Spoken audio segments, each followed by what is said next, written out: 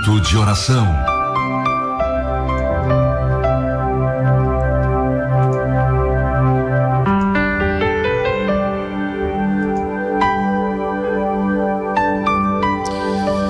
Muito bem, queridos, lembrando que estamos ao vivo pelo nosso canal no YouTube, Rede Brasil Rádio. Então você acessa lá, acompanha a nossa transmissão ao vivo, a nossa live.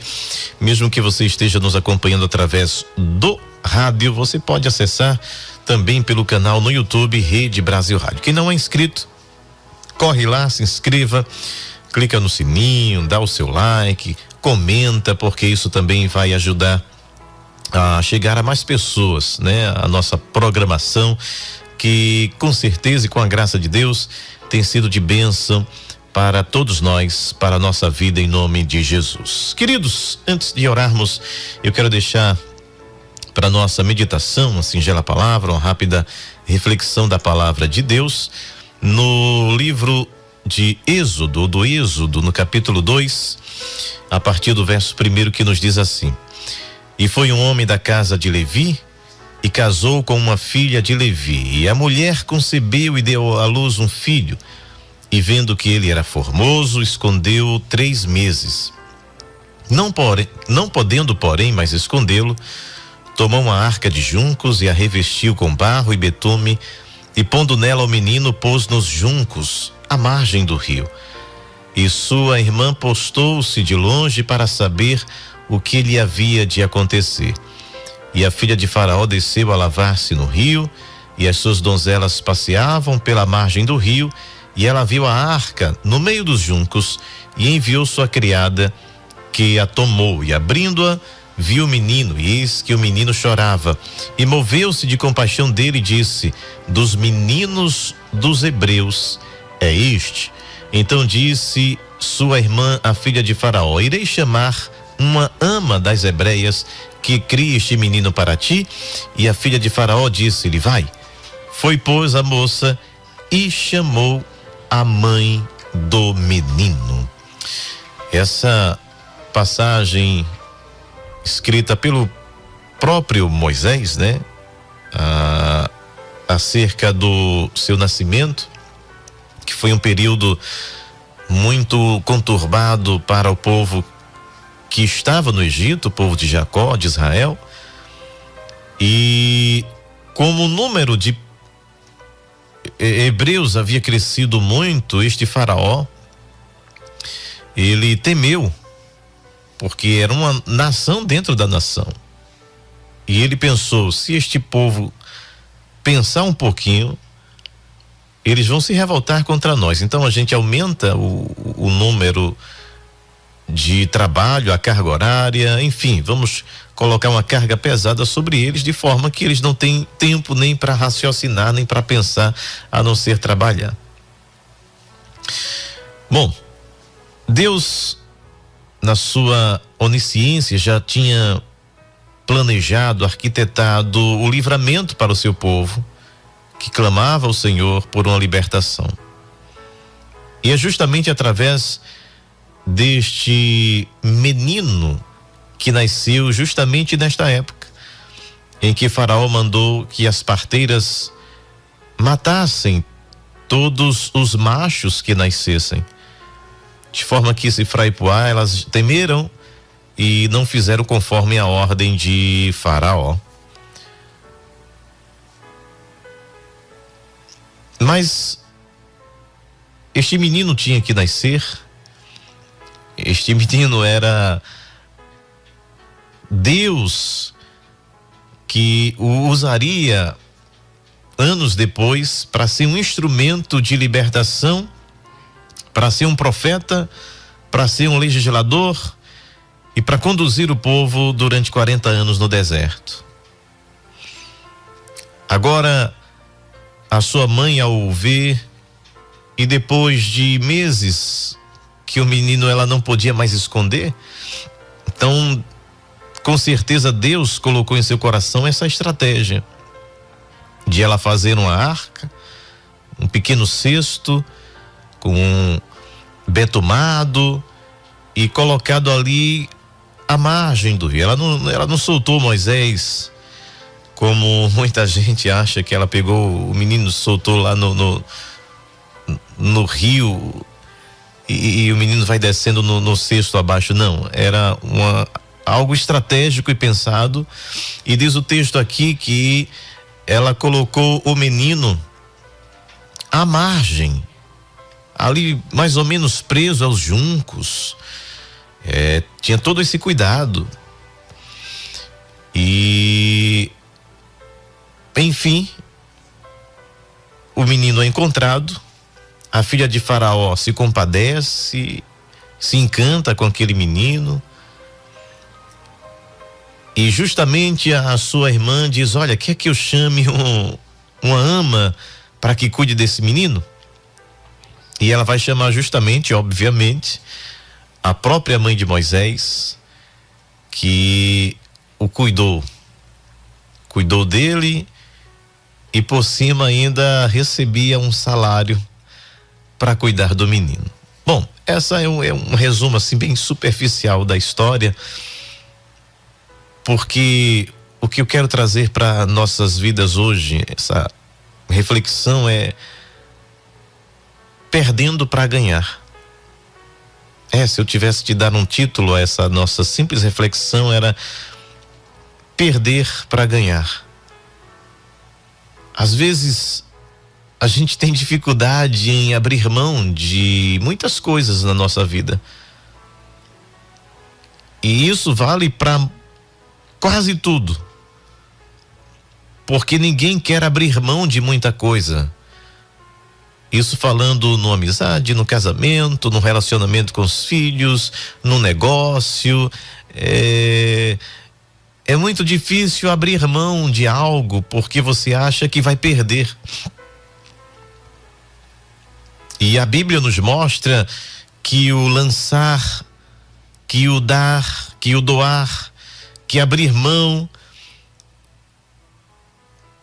traz consigo uma lição e também carrega esta semente que lá na frente vai vir como uma bênção pelo fato de hoje, neste momento, eu abrir mão de alguma coisa na minha vida, para que o processo do milagre, da cura, da libertação, das bênçãos de Deus ocorra na minha vida. Ora, a gente vê isso muito nas Sagradas Escrituras.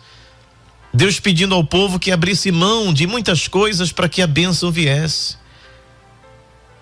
A Josué, por exemplo, ele diz ao povo: santificai, porque amanhã o Senhor fará maravilha no meio de vós. E este processo de santificação é abrir mão de muitas coisas. Para que a bênção aconteça, para que Deus me abençoe, eu tenho que começar a exercitar, a abrir mão de muitas coisas. Por exemplo, a Bíblia diz: lança o teu pão sobre as águas. Lançar o pão é um ato de dar, de doar, de se desfazer de algo que muitas vezes a gente acha que vai fazer falta naquele momento. Mas o gesto de dar, de doar, de investir, de socorrer, é como se você estivesse investindo num rio, jogando pão sobre essas águas, alimentando os peixes que ali estão, e depois este peixe volta gordinho para você. É basicamente isso, a grosso modo, só para a gente ter esse entendimento. Abrir mão de certas coisas parece uma perda agora. Parece que eu estou perdendo alguma coisa agora. Parece que eu estou deixando de gozar de certas coisas agora, porque eu não quero abrir mão disso, ou achando que eu vou perder. Mas investimentos exigem de nós, né? E falando agora numa questão monetária, investimento exige muitas vezes coragem. Você investir em algo, não é? Coloca lá, comprar uma ação, fazer um investimento. Para que você tenha um retorno, você precisa dar, você precisa depositar, você precisa investir. E é exatamente isso que aconteceu com Joquebede. Ela abriu mão e ela teve que, por uma circunstância, por força de uma lei que vigorava, ela não poderia criar Moisés. Ela tinha que abrir mão do menino. E isso com certeza lhe pesou o coração. E como estratégia, como único, ou talvez a única maneira dela talvez fazer com que aquele menino vivesse, era apelar para que alguém encontrasse e o criasse. Ela abriu mão de Moisés. E o que é que acontece depois? Houve um retorno. A filha de Faraó encontra o menino, a irmã do menino vai lá, chama a mãe e diz: olha, a filha de Faraó está contratando aí uma ama de leite para que cuide do menino, que seja tutora, o aio deste menino. E Joquebede agora toma novamente o seu próprio filho nos braços, e não somente isso, ela é assalariada, ela ganha para cuidar do próprio filho. Queridos, Deus nos leva a refletir nesta manhã sobre o que nós podemos abrir mão para que a bênção do Senhor venha sobre nossas vidas. Porque tem gente que acha que está perdendo alguma coisa. Quando Jesus observou uma mulher viúva, que lá no gasofilácio ela colocou tudo o que possuía, para muita gente era só 2 moedinhas. E ela deu, ela abriu mão, ela investiu, ela não poupou, mas ela, cumprindo o mandamento do Senhor sobre a oferta, sobre o dizimar, sobre abençoar a obra, sobre abençoar os levitas, e toda a riqueza daquela mulher era 2 moedas. O que chamou a atenção de Jesus não foi aqueles que davam grandes somas de dinheiro. A questão aí não é a quantidade de moeda, de dinheiro. A questão para Deus é a qualidade daquilo que eu abro mão, que é importante para mim, mas eu quero dar ao Senhor, quero investir.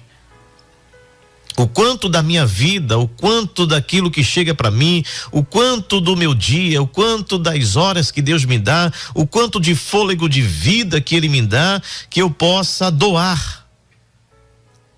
Doar para Ele, doar para o outro, ao próximo. O quanto eu posso me desfazer de certas coisas na minha vida, por exemplo, no casamento, no relacionamento do esposo com a esposa, para liberar um perdão, por exemplo. E um dos cônjuges se acham talvez humilhado por pedir perdão e não sabe que este investimento, este ceder, é um investimento para uma bênção no casamento. O ato de dar, o ato de se doar, o ato de amar, o ato de perdoar, o ato de abraçar, se desfaz laços do inimigo, se desfaz correntes do maligno, porque você está se desfazendo do seu orgulho, da sua altivez, descendo do seu pedestal, quando na verdade não é um ato de humilhação, mas é um ato de grandeza. Se desfazer de Moisés pode significar muitas coisas na nossa vida, de que é preciso ser feito, é necessário ser feito. E a bênção o Moisés só vai retornar com a bênção se eu primeiro doar o Moisés, entregá-lo Moisés. Mas às vezes a gente se apega dizendo: não, eu não vou fazer um negócio desse, eu não posso fazer isso. Davi disse assim: o que darei eu ao Senhor por todos os benefícios que Ele me tem feito? que é que eu dou ao Senhor? O que é que eu invisto? O que é que eu posso abrir mão? O que eu posso dar da minha vida? O que eu posso dar do meu dia? O que eu posso dar de mim? É desse tipo de investimento, é desse tipo de perder para ganhar que a gente tem que colocar na nossa mente. Que às vezes esse perder hoje é um livramento que Deus está me dando. Presta bem atenção nisso. Às vezes, aquilo que a gente considera uma perda da nossa vida hoje, perdi. Perdeu o emprego, perdeu um carro, perdeu a moto. E muitas vezes aquilo que eu considero hoje como perda, na verdade é o livramento que Deus está me dando amanhã. Só que eu não sei do amanhã. Eu não sei nem do hoje, eu não sei nem daqui a um minuto que pode me acontecer. Então aquilo que você abre mão hoje, aquilo que você investe hoje, aquilo que você libera como perdão, como abraço, como um investimento na obra, queridos, na verdade é um investimento que retorna. E é óbvio que a gente não deva fazê-lo com tal intenção. Isso deve ser um processo natural na vida da gente, mas a palavra de Deus é fiel e verdadeira quando ela diz: tudo que o homem plantar, ele vai semear, ele vai colher. Então, quanto mais eu invisto, quanto mais eu me dou, quanto mais eu abraço, quanto mais eu perdoo, quanto mais eu abençoo, inevitavelmente isso retornará para mim. É o processo natural. O que planta maçã, ele vai colher maçã. O que planta pimenta vai colher pimenta. É a lei da semeadora. É o que Paulo diz: que o homem plantar, isto também ceifará. Portanto, tudo que eu faço na minha vida, tudo que eu lanço para o outro na minha existência, é como um bumerangue que você lança. Não sei se você já brincou com isso. Você lança o bumerangue, ele faz um circuito. Você acha que está livre dele, mas há uma lei ali. Ele faz esse circuito todo e volta exatamente para você. Se você tiver cuidado, ele bate na sua cabeça. Ou seja, tudo aquilo que eu lanço, tudo aquilo que eu dou, tudo aquilo que eu invisto, tudo aquilo que eu falo, ele tem um retorno. Ele volta. Portanto, tudo aquilo que você faz como investimento, como doação, tudo aquilo que você faz de coração, tudo aquilo que você se desfaz porque está atrapalhando a sua vida espiritual, isso também é abrir mão. Isso também é perder, porque a nossa carne, a nossa constituição, no nosso DNA está sempre querer se apropriar, não perder, não abrir mão, é meu, né? É natural do ser humano pensar sempre primeiro em si, ele nunca quer perder nada. Quando na verdade a palavra de Deus nos ensina que é melhor dar do que receber. Jesus disse: se você fizer uma dessas coisas a um desses pequeninos, a mim me faz. E os discípulos disseram: o quê? Tive fome, me deste de comer, tive sede, me deste de beber, nu, me vestisse, enfermo, foste me visitar. Tudo isso, ele está falando deste processo de entrega, de doação, de se entregar, de abrir mão. E inevitavelmente, nesse processo natural, ou deveria ser, ele retorna para mim como bênção. É o Moisés que vai, mas ele vai como investimento, embora o coração esteja apertado, embora a gente tenha aquela sensação de que perdeu, na verdade Deus está trabalhando para que o retorno de Moisés venha assalariado. Venha como presente, venha como dádiva. E eu volto a dizer: o que darei eu ao Senhor? que é que eu posso investir, o que eu posso abrir mão, o que eu posso perder, entre aspas, para que eu possa ganhar. O reino de Deus é exatamente assim. Aqueles que estão lá fora acham que a gente perdeu. Agora que é crente, não pode mais isso, não pode mais aquilo. Não é? A visão dos que estão lá fora é que houve perdas. Você não pode mais fazer um monte de coisa, mas na verdade esse é o investimento.